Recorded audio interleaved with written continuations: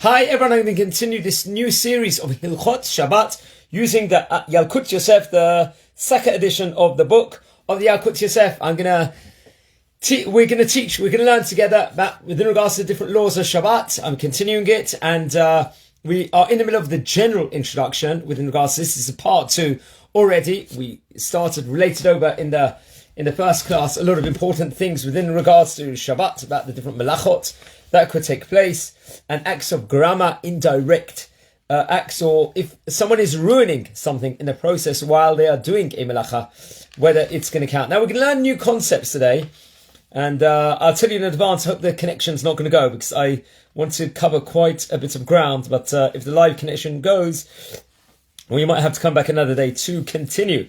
So we're going to talk about Be'ezrat Hashem, dvar, sheaino, mitkaven, psik, reishe, and psik, reishe, lo nihalei.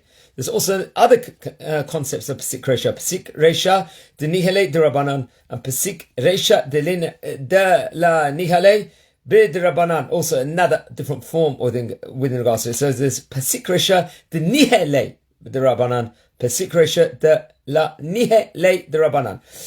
So different concepts. Tune in and let's learn it together. We are actually on Halacha Yud Gimel at the moment here in this edition. I very much recommend everyone to purchase this. Everyone looking at this, the second edition of the Yalkut Yosef. It's in Hebrew and English to make it easier. And we're going to learn about something called a dvar, sheaino, mitkaven. So I'm going to read the Hebrew. So if you guys don't understand, I'll also say the English also.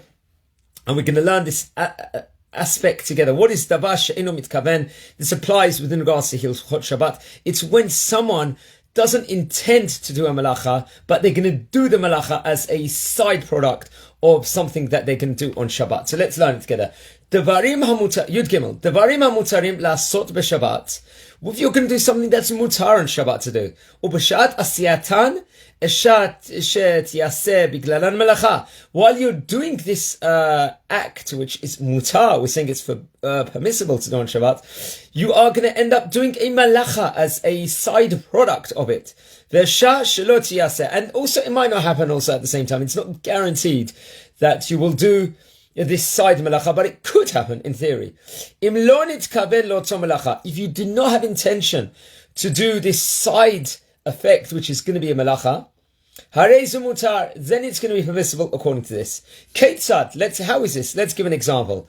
Now the Yalkut Yosef is going to give an example of this case. A person is going to move a bed or a chair, let's just say, or a bench, something like that. He didn't have intention. He's going to dig a ditch in the process while he's moving, let's say, this bench or this chair or something like that. The side product will be a small ditch is going to be made, which is a malacha on Shabbat, which is asur. But he didn't have intention. He doesn't want this ditch to be produced. Say someone is also walking on grass on Shabbat. While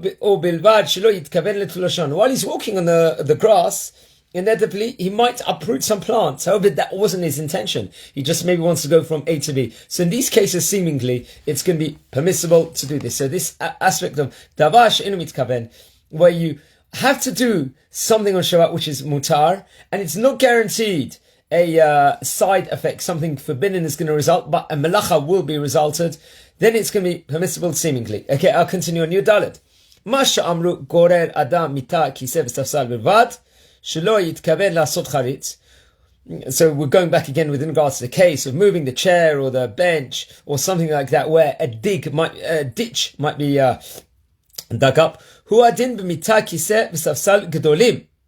ואף על פי שעל פי רוב יעשה חריץ, מכל מקום, כל שאין דבר ודאי שיעשה חריץ מותר. So once again, we're talking about over here, inside this halacha here in the Yalkut Yosef, if you could end up moving a big item, which there's like a large furniture or something, there's a very large chance that a ditch is going to be produced. However, it's not guaranteed that the ditch is going to be moved here on Shabbat. So still seemingly it's going to be permissible over there. Now we're already on Tetvav over here. So dvar sheaino mitkaven Hilchot Shabbat. Tetvav yesh omrim dvar sheaino mitkaven ve'eno psik reishe b'sha'ar isurin asur shirak le'inyan melachot Shabbat de'inyan melachat machshevet paturo. Davar she'enu mitkaven. Yesh omrim da'af b'sha'ar isurin. כמו איסור לאו דקלאיים או איסור נטילת השיער בנזיר וכדומה פסקינן הלכה כרבי שמעון דבר שאינו מתכוון מותר. So we're talking about a lot of deep stuff over here. We're talking about, I'll say this now in English, some Rabbanim, some poskim ruled that דבר שאינו מתכוון is permitted only regarding the halachot of Shabbat. So it's exclusive to Shabbat according to some of the rabbis. Since they are governed by the concept of melechet machshevet asera Torah. So what does this mean? This term, we've got to guys learn it. We've got to frame it in our mind. There's a term called melechet machshevet asera Torah. What's that? That's one's intentions cause the act to be either permissible or forbidden. It's the actual intention itself, what someone has, it can trigger something to be permissible or forbidden. Regarding other Torah prohibitions, they ruled that an act is forbidden even if the person has no intention of performing the prohibited act. So even if you don't intend it, but it's going to be something asur from the Torah is going to be resulted from it, then it's forbidden full stop. However, there's other rabbis, other poskim ruled that davar she'eino mitkaven is permitted. So when you don't have intention to do the malacha and it's a side effect, it is permitted regarding all the Torah prohibitions. For example, the example we're using here, one may put on a garment containing shatnez. Let's say shatnez is a mixture of wool and linen, which we know is asur from the Torah. It's forbidden. There's a psik inside the Torah within regards to that. How would this be an example where it might be okay to do? If one does so for a reason other than wearing it. Say, for example, if he's not wearing the shatnez because he wants to wear it for some other reason, let's say. Likewise, say, for example, someone Nazarite who grows his hair, may comb his hair since he has no intention of pulling out any of his hair. We remember, if any of you watch the series with regards to the Daf Yomi of Masechet Nazir, we related over that one of the things that a Nazarite can't do is to cut his hair during this term of the Nazirut. However, if he's combing his hair, he can't cut his hair, but if he combs it, and his intention is not to take out any of the hairs, it's just to comb it, then seemingly it is going to be permissible on this basis. Now we're going to learn about a concept called psik reishe. So we've done davar she'eino mitkaven, now we're doing psik reishe, which at least hopefully we'll do part of it now. We are in halacha tet zayin in psik reishe. I'll say it in Hebrew and in English. עשה מעשה ונעשה בגללו מלאכה שבוודאי תיעשה בשביל אותו מעשה אף על פי שלא נתכוון לחייב. Okay, so what's going on here, friends?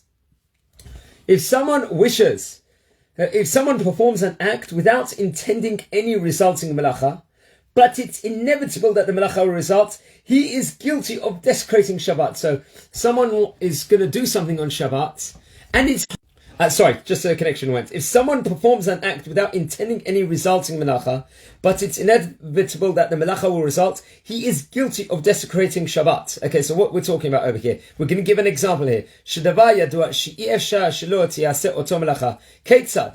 Harei shaya tzarich lerosh of לשחק בו לקטן, וחתך ראשו בשבת, אף על פי שאין סוף מגמתו להריגת העוף בלבד, חייב. So what's the example where it's guaranteed that something is going to take place, where you don't want to necessarily do it?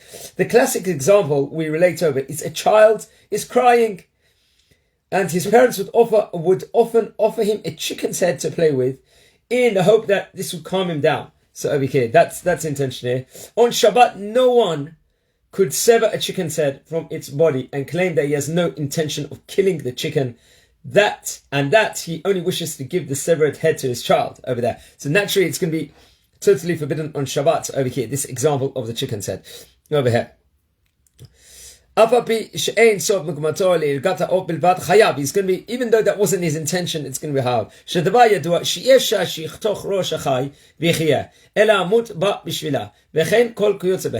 וזהו נקרא פסיק רישה. על שם משל ראש העוף, והוא יסור גמו מן התורה. This is going to be forbidden from the Torah itself. So we talked about the kid, where the parents will actually give him a chicken's head to play with, and at the end it will be cut off. And it's guaranteed to be cut off. It's going to be 100% forbidden. A case of psik reishe here, since it's inevitable that one kills a chicken by decapitating it. He is guilty of the act of the melacha of, let's say, destroying the chicken, which is asur for sure. Based on this example, such an inevitable act is named psik reishe, which means he severed his head. So this example of psik reishe, where it's going to be forbidden. Over here. Now, Yud Zayin, another case of here. Lefichach, mekarer chashmalai, sheish bo menorah chashmalit anidlaket im ptichat hamekarer, asur lefotcho b'Shabbat. Okay, so this case has happened to me actually a couple of times over the last several years. On Shabbat, we all know that inside some of the fridges, the refrigerators, you have a light which automatically switches on Shabbat when you open the fridge, which is asur on Shabbat naturally. So naturally to open. So sorry, the connection once again. So to open the door of a fridge, and you know the light is going to be switched on. In the process, it's going to be asur to open on Shabbat over there, because you're opening a fridge. That happened to us. We had to get a Shabbat goy in to come and disable the light, obviously giving a remez, not in a direct way, telling them to do it. Yudchet, v'amnam imrak al pi rov tiyaseh melacha, aval eno bevadai. Ein ze bichlal psik reishe. What's he talking about here? As long as there remains a possibility that the melacha will not be performed, the act is permissible, even though the odds are that the melacha will be performed. This is not considered a case of psik reishe. So if there's a chance that the melacha is not going to be performed over here, you're not going to break Shabbat via the melacha over here, there's that chance, then it's seemingly it's going to be it's not going to be a case of psik reishe. Let's try and do another one. I hope the connection's not going to go at the moment. It's a bit of an iffy connection over here. We're in Yud Tet of the general rules of halachot. We are in psik reishe. Da'at harashba dema she'asra Torah psik reishe hu davka כשבאותו מעשה אינו מתכוון ואינו עושה דבר היתר עמו. אבל אם באותו פסיק רישא עושה עמו דבר היתר, ומתכוון גם לדבר היתר, אז אפילו פסיק רישא ומכיוון גם כן עליו מותר. Okay, so what's it going over here? The commentator of the name, the halachic commentator of the name, the great rabbi, the Rashba, in a number of places taught that the Torah forbids an act of psik reishe only when the act the person performs is actually an act of forbidden melacha. If the person's intentions are also to perform a permitted act, then even if that act he inevitably performs a melacha, and he is aware of this, it is nevertheless permitted according to this. This is our opinion. For example, we're going to give an example here. What's the example, friends, over here? V'kukon, bait sheish bo tzvi, v'sogea delet gam kedei lishmor habayit, v'gam kedei letzod et hatzvi, אינו בכלל פסיק רישא, מאחר מתכוון גם למלאכת ההיתר, ולדינה אין להסתמך על סברת הרשב"א, אחר שרוב הראשונים חלקו עליו. Okay, what's the example it uses over here, friends, over here, which I've been talking about? If an animal wanders into someone's house, and the homeowner shuts the door and latches it, intending both to protect the house from the intruders, and to trap the animal inside. Remember, one of the malachot is trapping, which is not going to be allowed on Shabbat. So he's trying to protect the people in the house, but at the same time he's doing a malacha. What's the dinner with in regards to that? He's protecting the house from intruders and trapping the animal inside. He has not performed a forbidden act according to this example of the Rashba over here. So according to the Rashba, this will not be forbidden. The fact that he has intentions to perform a permissible act coupled with his intentions to perform a malacha, convert the act into a permissible one according to this, because you're combining the two factors together. However, in practice, one may not rely on the opinion of Rashba, since the majority of the poskim disagree with this position. So over here, seemingly, majority opinions will say that we don't necessarily agree with the Rashba over here in this thing, and the majority of poskim over there will not go with him over there. So the connection is still on. So we are on Chav. So now we're talking about a case of a doubt if psik reishe is going to take place. Remember, we're talking about doubts now. If something is going to take place, is that going to have the same law or not with regards to it? Okay. Safek psik reishe mutar gam b'safek l'sha'avar ve'eno asu ele b'vadai psik reishe ve'enu b'isurei Shabbat o kuken teiba shesafek im yesh ba zvuvim. You've got a let's say a teiba of some sort where you don't know if there's going to be bees inside the zvuvim or wasps. Mutar l'skura b'Shabbat. It's going to be allowed to close this on Shabbat, albeit there might be bees or wasps trapped inside. And remember, that's going to be an issue of trapping. The ababi sh'alidei skirat teva im yu sham zvuvim hu psik reishe shit sodam. Remember, it's going to be a form of psik reishe because you're trapping inside, and that's one of the melachos is not to trap on Shabbat, and you're doing it. Mikol makom lo chashiv kahai gavna kapsik reishe over here. So I'll just repeat that one more time. Someone performs an act while unsure whether previous circumstances will make this act into one of forbidden melacha. It is not considered a case of psik reishe and will be permitted. This concept over here, friends, we're learning about is safek l'shava b'psik reishe. For example, if someone suspects that flies may be caught in a box which he wishes to shut on Shabbat, he may do so, although this will definitely be an act of the melacha of trapping if there is flies in the box. It's not a case of psik reishe since he does not know whether there are flies inside over here. I give an added footnote over here, the Yalkut Yosef gives in this edition. This act is permitted since the act of trapping flies is never forbidden by the Torah, only by the sages. If someone wishes to open a refrigerator door, he's adding over here, and he's unaware whether the lamp has been disabled or not, it's not guaranteed the light is going to come because we do not know the case over here. He may not open it relying on this concept, since turning on a lamp is forbidden by the Torah over here. So seemingly this footnote is saying not to over here. Okay, let's try and do a few more. The internet connection is still going, so let's take advantage of it. Chav Aleph. Yesh omrim sha'oseh po'elet heter sheketza'a mimena na'asit melacha isur velo nichale b'melacha isur av im hi melacha asura min haTorah mutar. So what's going on here, friends? Some poskim ruled that an act of psik reishe is forbidden only when the person performing the melacha stands to benefit from the act of the melacha being performed. That's why it's going to be done. The kol psik reishe v'lo nichale mutar. If you're not going to benefit from this psik reishe, it's going to be permissible. V'yesh chokim, and there's going to be some opinions that are going to argue on this over here. V'chen ikar ledina. We go like the yesh omrim. Umikol makom ein isur b'zeh ela b'drabanan. It's only going to be forbidden from the rabbis over here and not from the Torah. Chavbet over here. By the way, everyone that's listening to this, please learn the halachot inside. Don't just rely on my shir over here. Very much look inside of it and learn the halacha properly firsthand. There's nothing like seeing the material actually inside of here. Chavbet. Yesh omrim shekola isur b'psik reishe dinichale hu davka im melechet ha'isur shetiyaseh min haTorah. Aval im melacha shetiseh bevadai midarabanan mutar. If it's going to be a case where you're doing something that's forbidden from the sages, it's seemingly it's going to be mutar. It's going to be permissible. Veyesh omrim shavim psik reishe b'darabanan ein la'akel. Some of the rabbis are going to say that even if psik reishe is a matter of the rabbanan from the rabbis, we can't be lenient. To solve sof nichalei b'kach v'chen ikar ledina, and that's how we huskin over here. Because a case of psik reishe b'derabbanan denihele, it seems like it's not going to be allowed potentially. Okay, Chav Gimel. Ulam im lo nichalei b'melacha isur hausra b'derabbanan. We're talking about another isur deron. Avshu psik reishe kol she'isur b'derabbanan da'at rov ha'poskim t'shari. Acha she'eno mitkaven lemelacha isur. Okay, so what we're talking about here, friends, 23.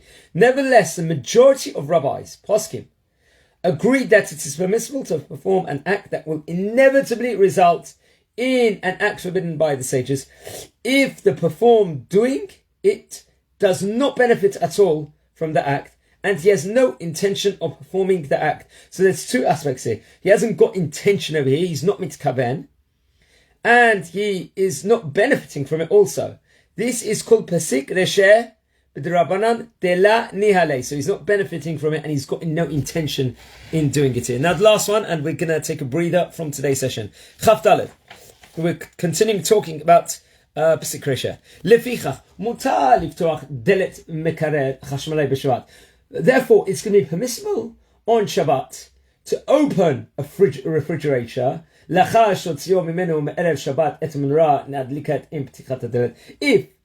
you had disabled the light before Shabbat started, so if you're going to open the refrigerator, no light is going to come on over here. Ben kshemonoah po'el Ben psik et pulato. Now remember, there's a machine, there's some sort of power source that's is triggered when you open a fridge. You know, you hear a fan inside it. So by